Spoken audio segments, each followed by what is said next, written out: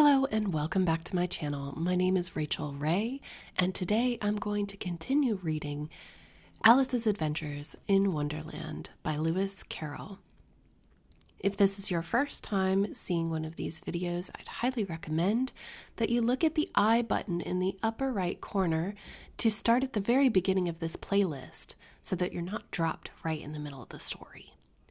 But today, I'd love it if you'd kick back, relax with me, and listen to Chapter 5, Advice from a Caterpillar. The caterpillar and Alice looked at each other for some time in silence. At last, the caterpillar took the hookah out of its mouth and addressed her in a languid, sleepy voice. "Who are you?" said the caterpillar. This was not an encouraging opening for a conversation. Alice replied, rather shyly, I hardly know, sir, just at present. At least, I know who I was when I got up this morning, but I think I must have been changed several times since then. What do you mean by that? Said the caterpillar sternly. Explain yourself. I can't explain myself, I'm afraid, sir, said Alice, because I'm not myself, you see. I don't see, said the caterpillar. I'm afraid I can't put it any more clearly, Alice replied very politely, for I can't understand it myself to begin with, and being so many different sizes in a day is very confusing. It isn't, said the caterpillar. Well, perhaps you haven't found it so yet, said Alice, but when you have to turn into a chrysalis, you will someday, you know, and then after that into a butterfly. I should think you'll feel it a little queer, won't you? Not a bit, said the caterpillar. Well, perhaps your feelings may be different, said Alice. All I know is I would feel it very queer to me. You, said the caterpillar contemptuously. Who are you? Which brought them back again to the beginning of the conversation. Alice felt a little irritated at the caterpillar's making such very short remarks, and she drew herself up and said very gravely, I think you ought to tell me who you are first. Why? Said the caterpillar. Here was another puzzling question, and as Alice could not think of any good reason, and as the caterpillar seemed to be in a very unpleasant state of mind, she turned away. Come back, the caterpillar called after her. I've got something important to say. This sounded promising, certainly. Alice turned and came back again. Keep your temper, said the caterpillar. Is that all? Said Alice, swallowing down her anger as well as she could. No, said the caterpillar. Alice thought she might as well wait, as she had nothing else to do, and perhaps, after all, it might tell her something worth hearing. For some minutes it puffed away without speaking, but at last it unfolded its arms, took the hookah out of its mouth again, and said, So you think you're changed, do you? I'm afraid I am, sir, said Alice. I can't remember things as I used, and I don't keep the same size for 10 minutes together. Can't remember what things, said the caterpillar. Well, I've tried to say, how doth the little busy bee, but it all came out different, Alice replied in a very melancholy voice. Repeat. You are old Father William, said the caterpillar. Alice folded her hands and began. You are old, Father William, the young man said, and your hair has become very white. And yet you incessantly stand on your head. Do you think at your age it is right? In my youth, Father William replied to his son, I feared it might injure the brain. But now I'm perfectly sure I have none. Why, I ought do it again and again. You are old, said the youth, as I mentioned before, and you have grown most uncommonly fat. Yet you turned a back somersault at the door. Pray, what is the reason of that? In my youth, said the sage, as he shook his gray locks, I kept all my limbs very supple. By the use of this ointment, 1 shilling the box. Allow me to sell you a couple? You are old, said the youth, and your jaws are too weak for anything tougher than suet. Yet you finished the goose with the bones and the beak. Pray, how did you manage to do it? In my youth, said his father, I took to the law and argued each case with my wife, and the muscular strength which it gave to my jaw has lasted the rest of my life. You are old, said the youth. One would hardly suppose that your eye was as steady as ever. Yet you balanced an eel on the end of your nose. What made you so awfully clever? What made you so awfully clever? I have answered 3 questions, and that is enough, said his father. Don't give yourself airs. Do you think I can listen all day to such stuff? Be off, or I'll kick you downstairs. That is not said right, said the caterpillar. Not quite right, I'm afraid, said Alice timidly. Some of the words have got altered. It is wrong from beginning to end, said the caterpillar decidedly, and there was silence for some minutes. The caterpillar was the first to speak. What size do you want to be? It asked. Oh, I'm not particular as to size, Alice hastily replied, only one doesn't like changing so often, you know? I don't know, said the caterpillar. Alice said nothing. She had never been so much contradicted in her life before, and she felt that she was losing her temper. Are you content now? Said the caterpillar. Well, I should like to be a little larger, sir, if you wouldn't mind, said Alice. 3 inches is such a wretched height to be. It is a very good height indeed, said the caterpillar angrily, rearing itself upright as it spoke. It was exactly 3 inches high. But I'm not used to it, pleaded poor Alice in a piteous tone. She thought of herself, I wish the creatures wouldn't be so easily offended. You'll get used to it in time, said the caterpillar, and it put the hookah in its mouth and began smoking again. This time Alice waited patiently until it chose to speak again. In a minute or 2, the caterpillar took the hookah out of its mouth and yawned once or twice and shook itself. Then it got down off the mushroom and crawled away in the grass, merely remarking as it went, One side will make you grow taller, and the other side will make you grow shorter. One side of what? The other side of what? Thought Alice to herself. Of the mushroom, said the caterpillar, just as if she had said it out loud, and in another moment it was out of sight. Alice remained looking thoughtfully at the mushroom for a minute, trying to make out which of the 2 sides were. And as it was perfectly round, she found this a very difficult question. However, at last she stretched out her arms round it as far as they would go, and broke off a bit of the edge with each hand. And now which is which? She said to herself, and nibbled a little of the right hand bit to try the effect. The next moment she felt a violent blow underneath her chin. It had struck her foot. She was a good deal frightened by this very sudden change, but she felt that there was no time to be lost, as she was shrinking rapidly, so she set to work at once to eat some of the other bit. Her chin was pressed so closely against her foot that there was hardly any room to open her mouth, but she did it at last and managed to swallow a morsel of the left-hand bit. Come, my head's free at last, said Alice in a tone of delight, which changed into alarm in another moment when she found that her shoulders were nowhere to be found. All she could see, when she looked around, was an immense length of neck, which seemed to rise like a stalk out of a sea of green leaves that lay far below her. What can all that green stuff be? Said Alice. And where have my shoulders got to? Oh, my poor hands, how is it I can't see you? She was moving them about as she spoke, but no result seemed to follow, except a little shaking among the distant green leaves. As there seemed to be no chance of getting her hands up to her head, she tried to get her head down to them, and was delighted to find that her neck would bend about easily in any direction, like a serpent. She had just succeeded in curving it down in a graceful zigzag, and was going to dive in among the leaves when she found to be nothing but the tops of trees under which she had been wandering, when a sharp hiss made her draw back in a hurry. A large pigeon had flown into her face and was beating her violently with its wings. "Serpent!" screamed the pigeon. "I'm not a serpent," Alice said indignantly. "Leave me alone."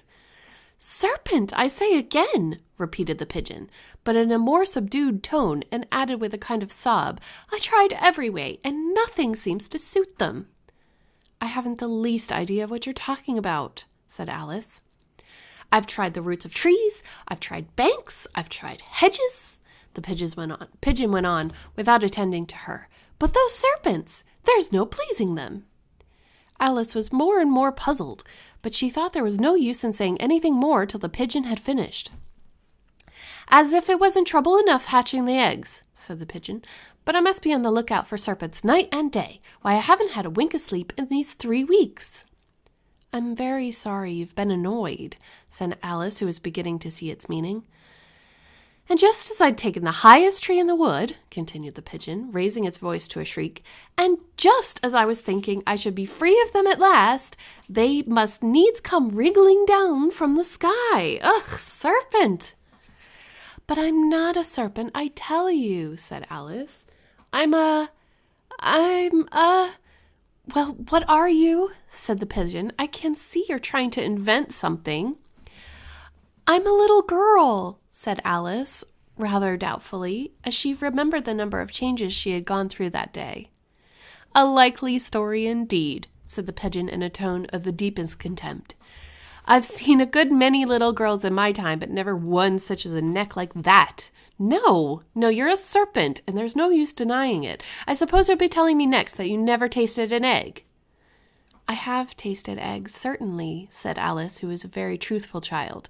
But little girls eat eggs quite as much as serpents do, you know. I don't believe it, said the pigeon. But if they do, why, then they're a kind of serpent, that's all I can say.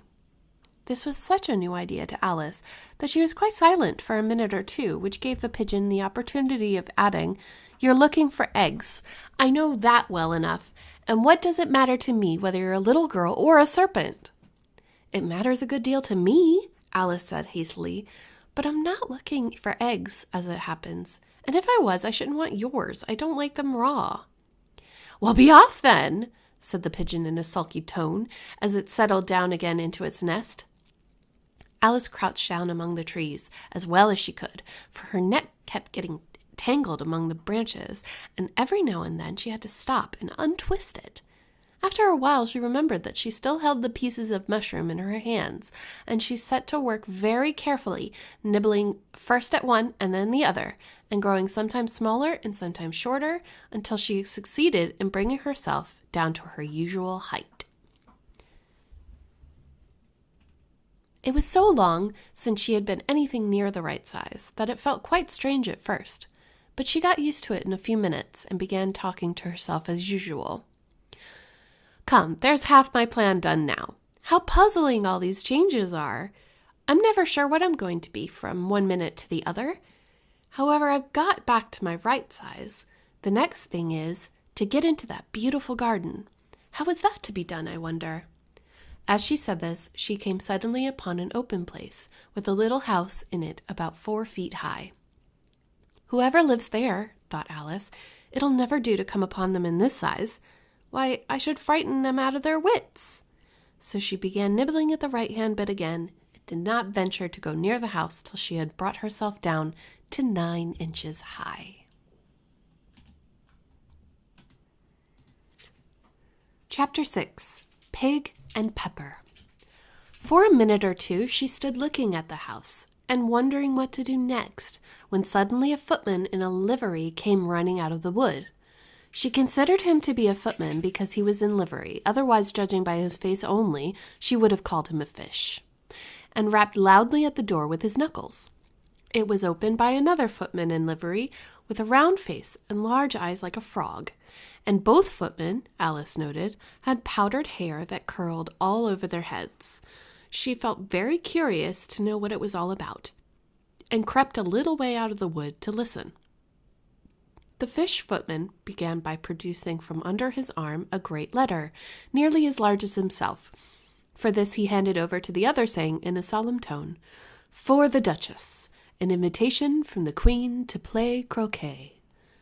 The frog footman repeated, in the same solemn tone, only changing the order of the words a little, "From the Queen, an invitation for the Duchess to play croquet." And then they both bowed low, and their curls got entangled together. Alice laughed so much at this that she had to run back into the wood for fear of them hearing her, and when she next peeped out, the fish footman was gone, and the other was sitting on the ground near the door, staring stupidly up into the sky. Alice went timidly up to the door and knocked. "There's no sort of use in knocking," said the footman, "and for that 2 reasons. First, because I'm on the same side of the door as you. Secondly, because they're making such a noise inside, no one could possibly hear you." And certainly there was a most extraordinary noise going on within, a constant howling and sneezing, and every now and then a great crash, as if a dish or a kettle had broken to pieces. "Please, then," said Alice, "how am I to get in?" "There might be some sense in your knocking," the footman went on without attending to her, "if we had the door between us. For instance, if you were inside, you might knock.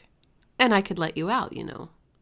He was looking up into the sky all the time he was speaking, and this Alice thought was decidedly uncivil. But perhaps he can't help it," she said to herself. "His eyes are so very nearly at the top of his head. But at any rate, he might answer questions. How am I to get in?" she repeated aloud. "I shall sit here," the footman remarked, "till tomorrow." At this moment, the door of the house opened, and a large plate came skimming out straight at the footman's head. It just grazed his nose and broke to pieces against one of the trees behind him. "Or the next day, maybe," the footman continued in the same tone, exactly as if nothing had happened. "How am I to get in?" asked Alice again in a louder tone. "Are you to get in at all?" said the footman. "That is the first question, you know." It was, no doubt, only Alice didn't like to be told so. It's really dreadful," she murmured to herself, "the way that all creatures argue. It's enough to drive one crazy." The footman seemed to think this a good opportunity for repeating his remark with variations. "I shall sit here," he said, "on and off, for days and days." "But what am I to do?" said Alice. "Anything you like," said the footman, and began whistling. "Oh, there's no use in talking to him," said Alice desperately. "He's perfectly idiotic." And she opened the door and went in. The door led right into the large kitchen, which was full of smoke from one end to the other. The Duchess was sitting on a 3-legged stool in the middle, nursing a baby. The cook was leaning over the fire, stirring a large cauldron which seemed to be full of soup. "There's certainly too much pepper in that soup," Alice said to herself, as well as she could for sneezing. There was certainly too much of it in the air. Even the Duchess sneezed occasionally, and as for the baby, it was sneezing and howling alternately without a moment's pause. The only things in the kitchen that did not sneeze were the cook and a large cat which was sitting on the hearth and grinning from ear to ear. "Please, would you tell me," said Alice, a little timidly, for she was not quite sure whether it was good manners for her to speak first, "why your cat grins like that?" "It's a Cheshire Cat," said the Duchess, "and that's why." "Pig?" She said the last word with such sudden violence that Alice quite jumped, but she saw in another moment that it was addressed to the baby and not to her, so she took courage and went on again. "I didn't know that Cheshire Cats always grinned. In fact, I didn't know that cats could grin." "They all can," said the Duchess, "and most of them do." I don't know of any that do," Alice said very politely, feeling quite pleased to have gotten into a conversation. "You don't know much," said the Duchess, "and that's a fact." Alice did not at all like the tone of this remark, and thought it would be as well to introduce some other subject of conversation. While she was trying to fix on one, the cook took the cauldron of soup off the fire and at once set to work throwing everything within her reach at the Duchess and the baby. The fire irons came first, then followed a shower of saucepans, plates, and dishes. The Duchess took no notice of them, even when they hit her, and the baby was howling so much already that it was quite impossible to say whether the blows hurt it or not. "Oh, please mind what you're doing," cried Alice, jumping up and down in agony of terror. "Oh, there goes his precious nose!" as an unusually large saucepan flew close by it and very nearly carried it off. "If everybody minded their own business," the Duchess said in a hoarse growl, "the world would go round a deal faster than it does." "Which would not be an advantage," said Alice, who felt very glad to get an opportunity of showing off a little of her knowledge. "Just think of what work it would make with the day and night. You see, the Earth takes 24 hours to turn round on its axis." "Talking of axes," said the Duchess, "chop off her head." Alice glanced rather anxiously at the cook to see if she meant to take the hint, but the cook was busily stirring the soup and seemed not to be listening, so she went on again. 24 hours, I think. Or is it 12? Oh, don't bother me," said the Duchess. "I never could abide figures." And with that she began nursing her child again, singing a sort of lullaby to it as she did so, and giving it a violent shake at the end of every line. "Speak roughly to your little boy and beat him when he sneezes. He only does it to annoy because he knows it teases." Chorus, in which the cook and baby joined. Wow, wow, wow. While the Duchess sang the second verse of the song, she kept tossing the baby violently up and down, and the poor little thing howled so that Alice could hardly hear the words. "I speak severely to my boy, I beat him when he sneezes, for he can thoroughly enjoy the pepper when he pleases." Chorus, wow, wow, wow. "Here, you may nurse it a bit if you like," the Duchess said to Alice, flinging the baby at her as she spoke. "I must go out and get ready to play croquet with the Queen." And she hurried out of the room. The cook threw a frying pan after her as she went out, but it just missed her. Alice caught the baby with some difficulty, as it was a queer-shaped little creature, and held out its arms and legs in all directions just like a starfish, thought Alice. The poor little thing was snorting like a steam engine when she caught it, and kept doubling itself up and straightening itself out again, so that altogether, for the first minute or two, it was as much as she could do to hold it. As soon as she had made out the proper way of nursing it, which was to twist it up in a sort of knot and then keep a tight hold of its right ear and left foot so as to prevent its undoing itself, she carried it out into the open air. "If I don't take this child away with me," thought Alice, "they're sure to kill it in a day or two. Wouldn't it be murder to leave it behind?" She said the last words out loud, and the little thing grunted in reply. It had left off sneezing by this time. "Don't grunt," said Alice. "That's not at all proper way of expressing yourself." The baby grunted again, and Alice looked very anxiously into its face to see what was the matter with it. There could be no doubt that it had a very turned-up nose, much more like a snout than a real nose. Also, its eyes were getting extremely small for a baby. Altogether, Alice didn't like the look of the thing at all. "But perhaps it's only sobbing," she thought, and looked into its eyes again to see if there were any tears. Nope, there were no tears. "If you're going to turn into a pig, my dear," said Alice seriously, "I'll have nothing more to do with you. Mind now." The poor little thing sobbed again, or grunted, it was impossible to say which, and they went on for some while in silence. Alice was just beginning to think to herself, "Now what am I to do with this creature when I get home?" when it grunted again, so violently that she looked down into its face in some alarm. This time there could be no mistake about it. It was neither more nor less than a pig, and she felt that it would be quite absurd for her to carry it any further. So she set the little creature down and felt quite relieved to see it trot away quietly into the wood. "If it had grown up," she said to herself, "it would have made a dreadfully ugly child, but it makes a rather handsome pig, I think." And she began thinking over all the children she knew who might do very well as pigs, as was just saying to herself, if one only knew the right way to change them, when she was a little startled by seeing the Cheshire Cat sitting on a bough of the tree a few yards off. The cat only grinned when it saw Alice. It looked good-natured, she thought. Still, it had very long claws and a great many teeth, so she felt she ought to treat it with respect. "Cheshire Puss," she began, rather timidly. She didn't know at all whether it would like the name. However, it only grinned a little wider. "Come, it's pleased so far," thought Alice, and she went on. "Would you tell me, please, which way I ought to go from here?" "That That depends a good deal on where you want to get to, said the cat.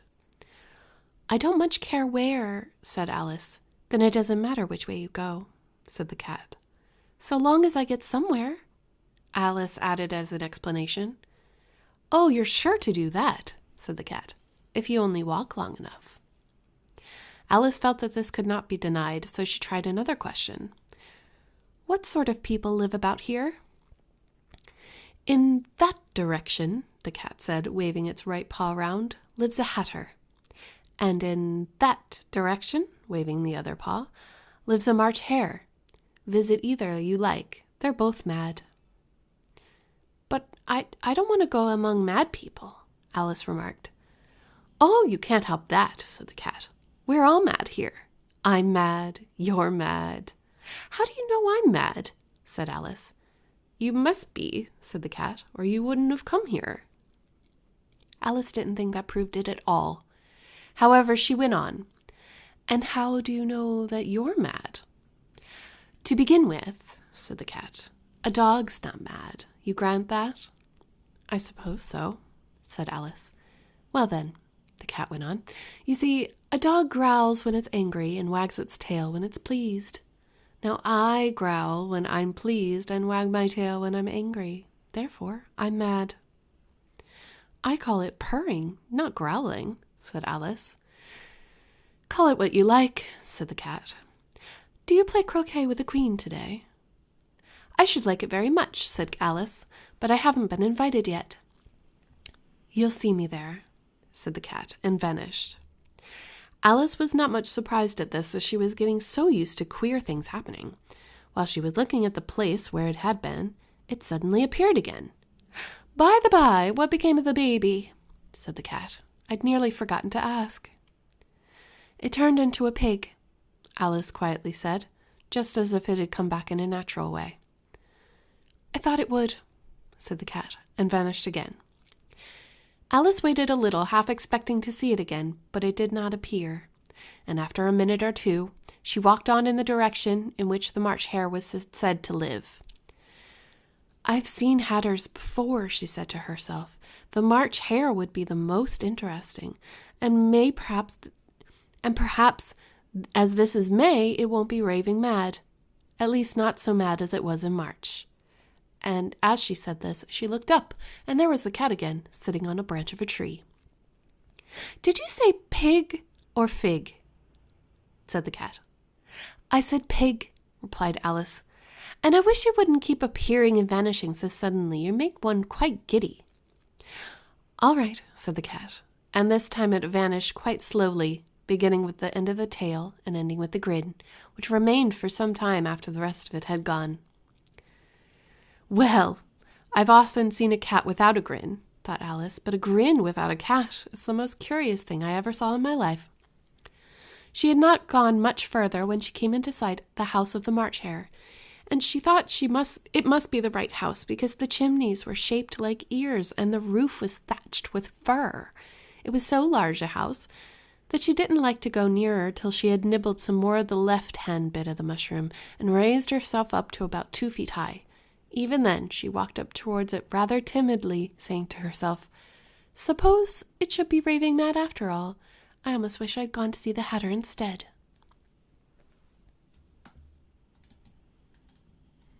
Thank you so much for listening to this episode of Alice's Adventures in Wonderland by Lewis Carroll.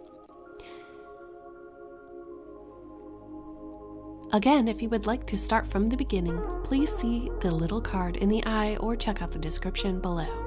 If you enjoyed this reading, please leave me a thumbs up and a comment to let me know if you'd like to see more. I appreciate you watching and listening, and I'll see you in the next one. Take care, everyone. Bye!